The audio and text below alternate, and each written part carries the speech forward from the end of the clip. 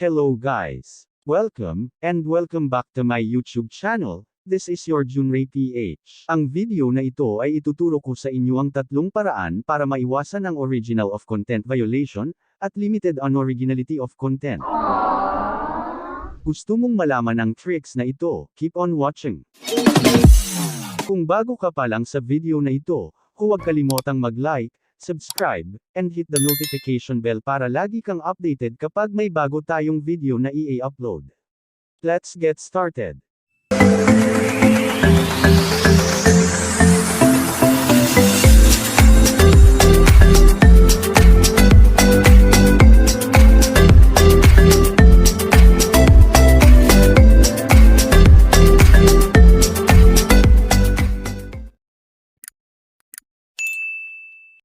Ang unang paraan para maiwasan ang limited unoriginality of content or original of content violation ay ang cross-posting platform. Ang ibig sabihin nito ay ang mga video mo sa TikTok, YouTube Shorts, at other platform ay ina-upload ulit sa Facebook Reels ay madedetect po yan ni Facebook Meta. Once nakapareho ang video mo na ina-upload mo sa ibang platform ay makakatanggap po kayo ng violation tulad ng limited originality of content or unoriginality of content.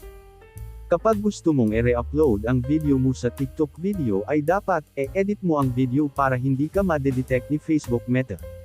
Ang pangalawa na dapat nating iwasan ay ang using content with trademark. Ang ibig sabihin nito ay nag-upload po kayo ng mga video sa Facebook Reels na merong watermark tulad ng TikTok, at mga sikat na TV programs or TV shows, kaya iwasan mag-upload na merong watermark para hindi magkaroon ng violation ng video mo. Ang pangatlo ay ang video not on. Ang ibig sabihin nito ay nag-upload or nagre-upload po kayo ng mga video na hindi sayo. Kapag nag-upload or nagre-upload po kayo ng mga video na hindi sayo ay magkakaroon kayo agad ng limited original of content or unoriginality of content violation.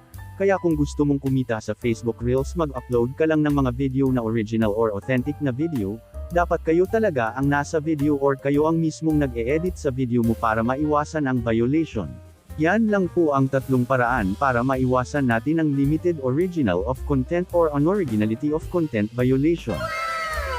Kung bago ka pa lang sa aking channel, huwag kalimutan mag-like, subscribe, and hit the notification bell para lagi kang updated kapag may bago tayong video na i-upload. Thank you for watching.